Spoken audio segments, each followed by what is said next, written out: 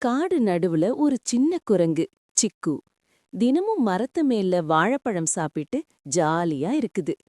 ஒரு நாள் பறவை சொன்னது, சிக்கு, இங்க வேட்டைக்காரன் வர்றான்னு கேட்டேன், கவனமா இரு. சிக்கு சிரிச்சு, அவன் என்ன பிடிக்க முடியாதுன்னு சொன்னான். ஆனா வேட்டைக்காரன் ஒரு பெட்டியில வாழைப்பழம் வச்சு பக்கத்துல புதருக்குள்ள மறைஞ்சான். சிக்கு பார்த்ததும் கண்கள் மின்னிச்சு. ஒரு பழம் மட்டும் எடுத்தா போதும்னு நினைச்சு கைய வச்சான். ஆனா கைய எடுக்க முடியல. வேட்டைக்காரன் ஓடி வர்றான். சிக்கு பாதட்டும். பறவை கூப்பிட்டது, வாழைப்பழத்தை விட்டுடு சிக்கு. சிக்கு பழத்தை விட்டுட்டவுடன் பாப்னு கைய போச்சு. உடனே மரத்து மேல தாவிட்டான்.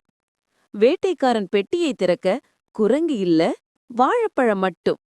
சிக்கு சிரிச்சு சொன்னது, சில நேரம் விட்டு குடுக்கறது தான் புத்திசாலித்தனம். இந்த கதை பிடிச்சிருந்தா லைக் பண்ணுங்க, சப்ஸ்கிரைப் பண்ணுங்க.